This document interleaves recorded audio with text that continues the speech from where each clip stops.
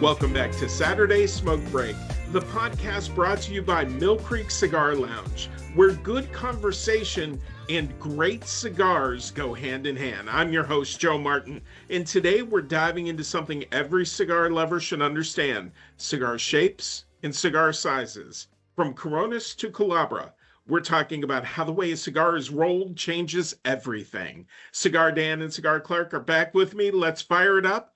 Cigar Clark, let's start simple. How are cigars measured, and why does the ring gauge matter? Okay, well, it might be confusing at first, Joe, but there's two measurements for a cigar. The length is measured in inches, and the diameter is measured in 64ths of an inch. So a 52 ring gauge is 52 64ths of an inch. That part's not important to remember. It's just that that's where the term comes from. A cigar that measures that would be referred to as a 6 by 52. And ring gauge is important because the bigger the ring gauge, the more tobacco leaves can be added to the recipe. So you can change it around and add a little bit of flavor here, a little bit of sweetness there, whatever the blenders want to do. So that's what the significance of the ring gauges are. So, Cigar Dan, that leads me to another question then. I read online there's a lot of debate around strength and size. Does a bigger cigar always mean a stronger cigar? Well, that's a really good question. And the answer is no, not at all. It all depends on the tobacco that's used in the cigar. An 8-inch cigar made from a mild tobacco will be mellow, while a thin, short cigar with really strong tobacco will be more full bodied. And having said that, thin cigars have a tendency to burn a little bit hotter than cigars with a higher ring gauge. So you kind of want to watch for that. So just to piggyback on to Daniel's answer, size doesn't always matter. And Cigar Clark, perfectly worded, Clark, perfectly worded. Cigar Clark, let me ask you this. Now, once again, in doing research for the podcast, what is the difference between a Parejo and a Figurado?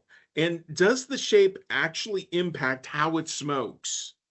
Okay, Parejo is simply the shape that most people associate with the cigar, kind of tubular with a rounded end. It has nothing to do with the cigar's length or ring gauge. That's just the shape of the cigar. A figurado is kind of a blanket term that refers to everything else. Some are shaped with a pointed end, some kind of bulge in the middle and are smaller on the ends. There's just a host of different shapes for cigars. So that's what the difference is between a figurado and a Parejo. Parejo is just a traditional cigar. Now, Cigar Dan, are there certain shapes that burn hotter or cooler? And how should that influence what you pick? So no, the hotter the cooler is usually a factor related to the ring gauge. The thinner the cigar, the hotter it will often burn. The shape of the cigar in a figurado is usually designed to change the flavor profile. For instance, a pyramid or a torpedo with a pointed end is crafted to focus the flavor into the mouth from a smaller opening in the head of the cigar. So, Cigar Clark, if a first-time cigar user walks into the shop and they ask you, what is the benchmark cigar and what size should I use? What do you hand to a beginner? Well, most people just starting out on cigars, they're not used to the cigar experience. I mean, obviously, the length of time it takes to smoke a cigar is directly related to its length, not the ring gauge. The longer the cigar, the more time it takes to smoke it. And we've mentioned that in previous podcasts. So with that in mind, most of the time, I'll point beginnings towards a Robusto. It's about 5 inches long, and it'll last anywhere between 45 minutes and an hour. Toro is approximately 6 inches long and will often last between an hour and a half. The shorter time with a Robusto is a fair amount of time to introduce someone to cigars and kind of ensures that they enjoy it throughout. It's not good to have somebody smoking like a 3-hour cigar on their first cigar. They're just not used to that. So the Robusto is a really good size. And this Parejo shape is what I would normally, just a regular cigar that you're used to seeing. So that's what I would recommend for newcomers. So, Cigar Dan, Cigar Clark just led us into the perfect segue. Robustos and Toros seem to dominate humidor shelves. Why are they so popular in the U.S. market? It's a good question. Quite honestly, that shape is easiest to roll. And I mean that with all respect to the rollers out there. It's something that I couldn't do.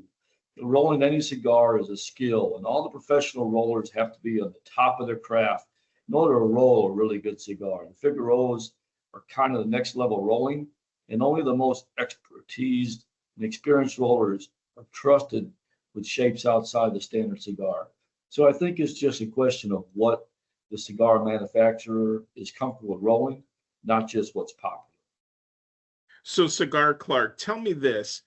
When it comes to more unique or rare shapes like the Culebra or Diadema, have you smoked them and what's that experience like? Yeah, the diadema is pretty cool. It's usually longer with a wider foot and a narrower head. The Mhm. head is slightly more pointed than a traditional head, and the foot is made dramatically smaller. Once you cut it and light the foot, the point of it is to have a very small flavor from the very small opening at the foot that will just grow into this blast of flavor when the foot widens out to its full ring gauge. It's a fun smoke. It's interesting to see how the flavors change throughout the smoke time.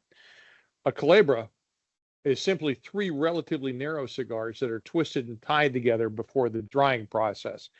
So when you get them, you're buying, when you buy a Calabra, you're buying three cigars. All right. And the thing is with that is that they smoke like a regular cigar, but the three being tied together is often used as a fun way of packaging them for someone to maybe buy and share with a couple of close friends. You want time, you hand them out, and they're all twisted up, and it's just fun to smoke them together. You're listening to the Saturday Smoke Break, brought to you by Millcreek Cigar Lounge, 3723 West 12th Street in Erie. And we're with cigar owners, Cigar Dan and Cigar Clark. Cigar Dan, on to you. Are there shapes you personally avoid or gravitate toward for flavor or draw consistency? So no, there really isn't a shape that I avoid. It's the flavor and the draw that I'm looking for. It's more of a question of the amount of time you have to smoke it, what you're doing. I do like a torpedo and I like a pyramid because they do focus the flavor in a really cool way. So I really enjoy that. So now, Cigar Clark, when a customer walks into the Mill Creek Cigar Lounge, are they picking by size, brand, or something else? Well, I think it's a little bit of both size and brand. Most experienced cigar aficionados know the brands they like and they know what they're in the mood for on that particular day. So often they'll pick the size based on the time that they have to enjoy it. So if they're just dropping in for a real quick smoke and they got to get going, they're going to pick a shorter cigar. If they just want to kick back and relax, it's been a long day, they'll pick a longer cigar. So that's really what they're looking for, I think. I don't think it boils down to one or the other. I think it's a little bit of both. Cigar Dan, do you think certain shapes lend themselves better to special occasions or longer lounge sessions? Yeah, I mean, if you're having an event, maybe a wedding, a bachelor party, a birthday party, and there's a number of experienced cigar smokers there, any shape that's outside the everyday cigar experience is kind of something you're going to go through. And if the event's something special, maybe I'm going to go with something like a Churchill. It's usually 7 inches or more. It is great for an occasion that's going to be a little bit longer and able to sit around and enjoy it with folks. Cigar Clark, what is one shape or size you'd recommend then to our listeners that they try if they've been stuck in a Robusto rut? Absolutely the Toro Parejo. That's the normal shape of a cigar, but it's a little bit longer than the Robusto. It's going to give them a little bit of a longer burn time. So they're just going to have a little bit more time to relax with it. But that's what I would suggest that they step out of if they are in a rut with the Robustos. And what is the flavor like in that Toro, Clark? Well, it depends on the blend of the tobacco leaves. So Mhm. it just depends on what the recipe happens to be, because the Toros can be anywhere from mild, extremely mild, up to so strong you better be sitting down when you smoke the thing. So anywhere in between. So it just depends on what you're in the mood for and what the day looks like, and do you need to wake up? Are you trying to slow down? So that's really what that boils down to.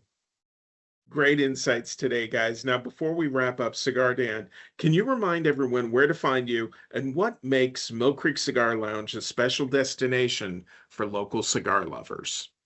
So yeah, I sure will. So we're located at 3723 West 12th Street here in Erie, PA. We're unique because we offer cigars to buy and take right away, but you can also stay here in the lounge and enjoy the purchase on site.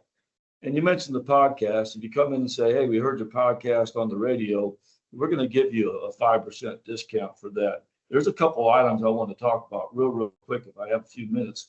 This month, we're featuring our new addition to Fat Tony Cigar. Fat Tony, if you're not familiar with him, he's an Erie-based company. If you know cigars and you know Erie, PA, then you have to know Fat Tony's. And we're now carrying four of his cigars: the Gangster, the Primo, the Capo. All of those are in the Robusto and the Toro. This month, we're partnering up again with Black Monk Brewery. We've got a Fat Tony cigar, and you can go over to the brewery and pick up a beer for $15. So it's kind of a nice little way that we integrate both businesses. We personally are really excited about partnering with Fat Tony, and hopefully we'll be able to have him join us in one of the podcasts in the future. Tomorrow, from 1 to 5, we'll be over at Lake City in PA at their Lake City Fire Department. They're having a Brews and Hose festival. Come on out. There'll be a lot of local vendors, local shops. Come on out and say hi to us and enjoy the afternoon with us. In Cigar Dan, I'm going to add one more thing to everything you just told us. I have a friend of mine who stopped into the Millcreek Cigar Lounge recently. He is a longtime cigar lover, and he's also a big football fan. And I asked him what he thought of the Millcreek Cigar Lounge, and he says that will be a great place to watch a game.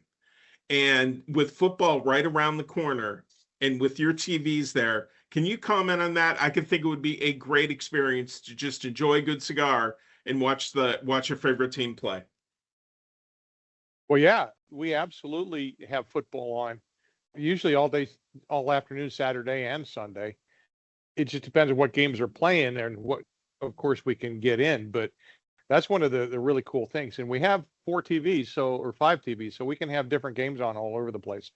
When it's NFL season, we usually have both games going when they're playing 2 games at one time. So, yeah, you can come on in and watch your team play, have a cigar, and grab a brew, and or bring in a bottle of your own and just have a great time.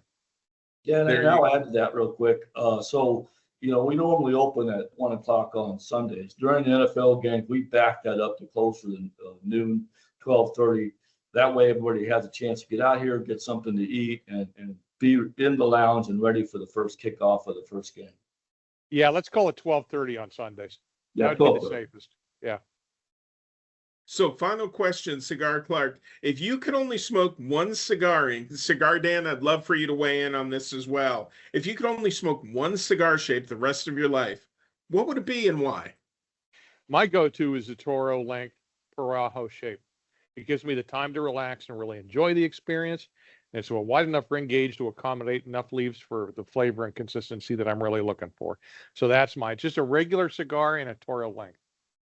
As much as I hate to ever agree with Clark, I have to on this one. It's the best stick for me. It gives me the hour to sit down, decompress, enjoy my day. It's really normally a clean smoke, a good smoke. So I really enjoy that same size. Cigar Dan and Cigar Clark, the time that we spend together each month, it's always fun. That's it for this edition of Saturday Smoke Break. Big thanks again to Cigar Dan and Cigar Clark for their expertise. Stop by the Millcreek. Absolutely. Thanks, Clark. Stop by the Millcreek Cigar Lounge this weekend at 3723 West 12th Street in Erie. No membership is ever needed. Until next time, I'm Joe Martin. Stay smoky, friends.